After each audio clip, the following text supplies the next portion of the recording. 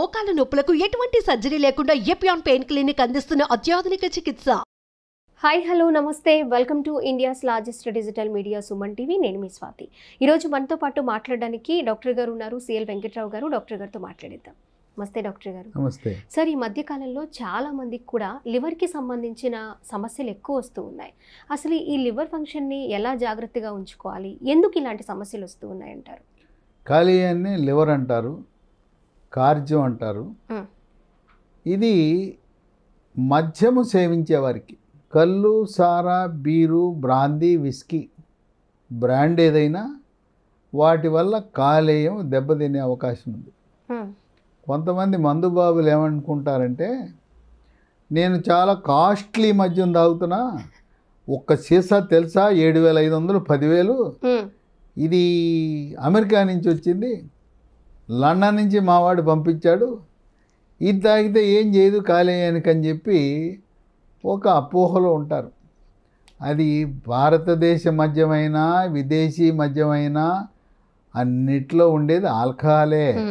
మన కాలేయాన్ని దెబ్బతీసేది ఆల్కహాలే.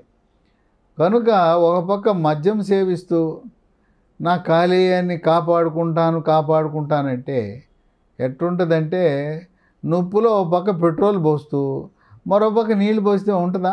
ఉపయోగం లేదు. పెట్రోలే పనిచేస్తుంది, నీళ్లు పనిచేయవు కదా. అదేవిధంగా కాలేయాన్ని కాపాడుకోవాలంటే మొట్టమొదటి చేయవలసింది మద్యము మానేయాలి.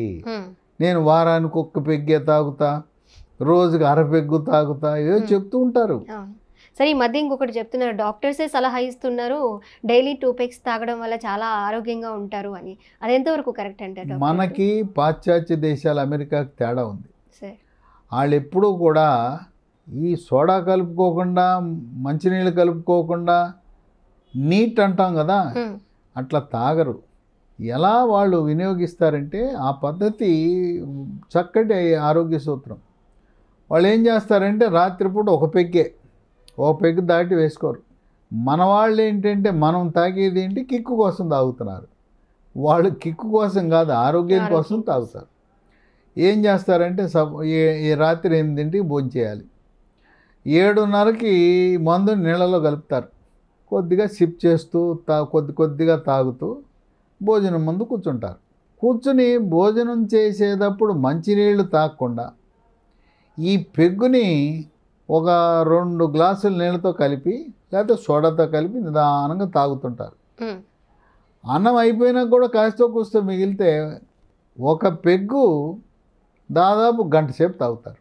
తర్వాత వాళ్ళు ఆహారం చక్కగా తింటారు. మన సంగతి తెలుసు కదా, పెట్టుకుంటారు, ఫుల్ బాటిల్ తాగేస్తారు. ఈ ఫుల్ బాటిల్ తాగి కిక్ వచ్చి కింద పడిపోతాడు, తినడు. ఈ తినకపోవటం వల్ల కాలేయం దాదాపు నాశనం అయిపోతుంది. అది డ్యామేజ్ ఎక్కువ ఉంటుంది. కనుక పాశ్చాత్య విధానం మనం పాటించం. మన భారతదేశంలో ప్రతి ఒక్కడూ కూడా మద్యం సేవించేది కిక్కు కోసం. ఈ గ్రామీణ వాసులు వాళ్ళు, మన శ్రామిక వర్గం వాళ్ళు ఏం చెప్తారు, అయ్యగారు పగలంతా కష్టపడ్డాం, మూటలు మోసాం, తవ్వాం, పార పని, పలుగు పని ఎన్ని చేసాం, కండలు పులిసిపోయినాయి, కొంచెము మరి నిద్ర పట్టాలంటే ఇది వేసుకోవాలి కదయ్యా అని చెప్పి శ్రామిక వర్గం ఒక అపోహలో ఉన్నారు. వాళ్ళకంట నొప్పులు తగ్గాలంట, నిద్ర పట్టాలంటే అందుకని మందు వేస్తున్నామని చెప్తారు. ఈ మద్యము మానకుండా కాలేయాన్ని కాపాడటం అనేది అసంభవం. మద్యము సేవించిన వారికి కూడా ఈ మధ్యకాలంలో పొట్టకి అల్ట్రాసౌండ్ స్కానింగ్ చేస్తే ఫ్యాటీ లివర్ అని వస్తూ ఉంది. దాంట్లో గ్రేడ్ 1 అని 2 అని 3 అని వస్తుంది. ఇంతకుముందు దాని గురించి ఎవరు పట్టించుకునేవారు కాదు. ఈ మధ్య ఎక్కువ వినిపిస్తుంది. ఈ ఫ్యాటీ లివర్ అంటే కొవ్వు చేరిన వాళ్ళకి, వాళ్ళు ఒక్కసారిగా ఆశ్చర్యచకితులైపోతారు. నేను ఎప్పుడు మందే ముట్టుకోను, నా కాలేయంలో కొవ్వు చేరటం ఏంటి అని చెప్పి. మనము ఎక్కువగా ఇగురు కూరలు, రోస్ట్లు, ఫ్రైలు అవి వాడేవారికి కొవ్వు కాలేయంలో చేరుతుంది. అది కూడా భవిష్యత్తులో కాలేయం యొక్క పనితీరుని ప్రభావితం చేస్తుంది. ఈ కాలేయము మనం కాపాడుకోవాలంటే సహజ సిద్ధంగా ప్రకృతిలో లభించే ఆహార పదార్థాలు ఉన్నాయి. దుంపల్లో బీట్రూట్ ఉంది, క్యారెట్ ఉంది. ఇంకొకరు ఏంటి అనుమానం, తినమంటారా జ్యూస్ తాగమంటారా, ఏది బాగు అంటారు. ఈ జ్యూస్ తాగటం కంటే క్యారెట్ తినటం మంచిది. అలాగే బీట్రూట్. ఈ తినటం ఇబ్బంది ఉంటే జ్యూస్ తీసుకుని ఆ జ్యూస్లో నిమ్మరసం, తేనె, దాంతోపాటు కొంచెం అల్లం రసం కూడా కలుపుకుంటే ఆరోగ్యంగా ఉంటుంది. ఇక రెండవది పాలకూర, టమోటా. ఇవి రెండు కూడా కాలేయాన్ని కాపాడే గుణం ఉంది, కాలేయం యొక్క పనితీరుని మెరుగుపరుస్తాయి. ఇక మూడో ఐటము నిమ్మకాయ. నిమ్మకాయ వినియోగం, రోజు ఒక నిమ్మకాయ వినియోగిస్తే ఎంతో మంచిది. కాలేయం రక్షించబడుతుంది. దీనివల్ల గ్యాస్ ట్రబుల్ రాదు, అసిడిటీ రాదు. దీనివల్ల శ్వాసకోశ సమస్యలు, ఆస్తమాలు, ఉబ్బసాలు, ముక్కు దెబ్బడేయటము, తుమ్ములు రావడం ఇవన్నీ అపోహ మాత్రమే. ఈ విటమిన్ సి అధికంగా ఉంటుంది, కాలేయం యొక్క పనితీరుని ప్రభావితం చేస్తుంది. ఇక 4 క్యాబేజీ, వాల్నట్స్, అవకాడో పండు. వాల్నట్స్ని రాత్రిపూట ఒక 4 వాల్నట్స్ నానబెట్టి ఉదయాన్నే తినటం. అవకాడో పండు కొంచెం ఖరీదైన పండు, ఇది కేవలం పట్టణాల్లో మాత్రమే లభిస్తుంది. ఇది బట్టర్ ఫ్రూట్ అని. ఈ అవకాడో పండు వెన్న పండు అని కూడా అంటారు. ఇది మనం కొంచెం ఖరీదు ఎక్కువ, పండు ఖరీదే 100 రూపాయలు ఉంటుంది. పట్టణాల్లో ధనిక వర్గాలు ఎవరైనా ఉంటే వాళ్ళు అవకాడో పండును కూడా వాడచ్చు. ఇక 5వది వెల్లుల్లిని రకరకాలు వినియోగించవచ్చు. పచ్చి వెల్లుల్లి ఒక 3-4 రెబ్బలు. అబ్బా మేము తినలేమంటారు. తినలేమనుకున్న వాళ్ళు ఏం చేయాలంటే అన్నం కలుపుకుంటాం కదా, అన్నంలోనో టిఫిన్లో 1-2 వెల్లుల్లి రెబ్బలు పెట్టుకుని దాంతోపాటు తినేయటమే, శుభ్రంగా లోపలికి వెళ్ళిపోతుంది.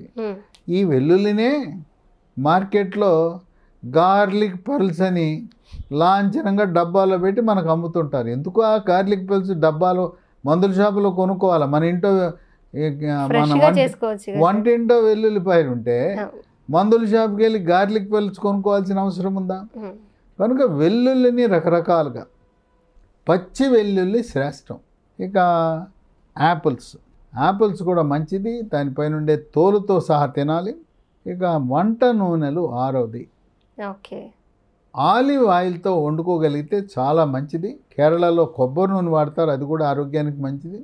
ఈ ఆలివ్ నూనె కొంచెం ఖరీదు ఎక్కువ, అయినా కూడా ఆరోగ్యం కోసం దీంట్లో కూడా ఆలివ్ నూనెలో కూడా ఎక్స్ట్రా వర్జిన్ ఆలివ్ నూనె అని ఉంటుంది. ఇది ఎక్కడ దొరుకుతుందని అడుగుతారు. డిమార్ట్లోనూ అమెజాన్కి వెళ్తే ఎక్స్ట్రా వర్జిన్ ఆలివ్ నూనె మీరు ఆర్డర్ పెట్టండి, ఇంటికి పంపిస్తారు. ఇక 7వది గ్రీన్ టీని మనం టీ బ్యాగ్ని నీళ్ళలో వేసి దాంట్లో నిమ్మరసము, తేనె, తర్వాత యాలకుల పొడి ఇవి వేసుకుని గ్రీన్ టీ ఉదయం 1 కప్పు, సాయంత్రం 4 గంటల అల్పాహారంతో పాటు తాగితే మన కాలేయాన్ని రక్షిస్తుంది. కాలేయం చెడిపోతే దాని మీద బుడిపెలు వచ్చి తదుపరి క్యాన్సర్ కూడా వచ్చే అవకాశం ఉంది. ఈ బుడిపెలు వచ్చిన ప్రక్రియని సిర్రోసిస్ ఆఫ్ లివర్ అంటారు. ముఖం ఉబ్బిపోవటం, కాళ్ళు ఉబ్బిపోవటం, పొట్ట ఉబ్బిపోవటం, బొడ్డు ముందుకు పొడుచుకురావటం, లైంగిక సామర్థ్యం మగవారిలో పూర్తిగా నశించిపోతుంది. మగవాడికి కాలేయం చెడిపోయినప్పుడు రొమ్ములు కూడా ఆ స్త్రీకు ఎంతలా రొమ్ములు ఉంటాయి అంత వస్తాయి. కనుక ఈ సిర్రోసిస్ వచ్చిన వారికి రక్తపు వాంతులు అవుతాయి. తర్వాత మలము నల్లగా రావటం, ఇది ఆ విధంగా ఒకసారి సిర్రోసిస్కి దారి తీసిందంటే చాలా కష్టతరం. అందువల్ల ముందు జాగ్రత్త. ఇంగ్లీష్లో ఒక సామెత ఉంది, prevention is better than cure. అందువల్ల మందుబాబులు గమనించవలసింది, మీరు ఆరోగ్యం కోసమైతే ఒక పెగ్గు భోజనానికి ముందు ప్రారంభించి భోజనం అయిన తర్వాత వరకు కొనసాగించండి. కిక్కు కోసము, నిద్ర కోసము మీరు మందుకు అలవాటు అయ్యారా, మీరు దేవుడి దగ్గరికి పూర్ణాయుష్ ఉండదు. మీకు దేవుడు మీకు 70 ఏళ్ళు రాసి పెడితే 35 ఏళ్ళకో 40 ఏళ్ళకో దేవుడి చెంతకు చేరే అవకాశం ఉంది. కనుక ఏదో డాక్టర్లు చెప్పారు, అమెరికా వాళ్ళు తాగుతున్నారంటే అమెరికా వాళ్ళ పద్ధతులు నువ్వు ఆగుతారు ఎవరైనా? ఒక పెగ్గుతో భారతదేశంలో అక్కడతో ఆపేవాళ్ళు ఎంతమంది ఉన్నారు? 1 కోటి మందిలో ఒక్కరు కూడా లేరు. అందువల్ల ఎందుకు ఆ చెడ్డ అలవాటు? అది లేకపోయినా కూడా మనం ఆరోగ్యంగా ఉంటాం. మన ఆరోగ్యం కాపాడుకోవడానికి మద్యం ఏమాత్రం అవసరం లేదు. కనుక మద్యానికి దూరంగా ఉండండి. దీంట్లో భార్యలు పాత్ర పోషించాలి. భార్యలు గట్టిగా ఉంటే మొగుడు మానేస్తాడు. ఆమె పర్వాలేదు అని అనుకోండి, ఇంకా తాగుతుంటాడు. కనుక ఇంట్లో గృహిణి గట్టిగా భర్తని దండిస్తే ఈ అలవాటు మానుకునే అవకాశం ఎంతైనా ఉంటుంది. Okay sir. సో చూసాం కదా, లివర్ ఫంక్షన్ డ్యామేజ్ అవ్వడం ఇప్పుడు ఈ మధ్య కాలంలో చిన్న వయసు వారి దగ్గర నుంచి ఎక్కువగా చూస్తూ ఉన్నాం. ఇప్పుడు డాక్టర్ గారు చెప్పిన ఈ 10 సూత్రాలు కూడా మనం పాటిస్తూ ఆరోగ్యంతో పాటు మనకి సంబంధించిన లివర్ని కూడా జాగ్రత్తగా ఉంచుకుంటే మనతో పాటు ఫ్యామిలీ కూడా బాగుంటుంది. సార్ చెప్పింది మందు మానేయడం కొంచెం పెద్ద టాస్కే అయినప్పటికీ ఇప్పటి నుంచైనా ట్రై చేస్తే ఇంకో సంవత్సరానికైనా మారే అవకాశం ఉంటుంది, మానుకునే అవకాశం ఉంటుంది. Thank you so much doctor గారు.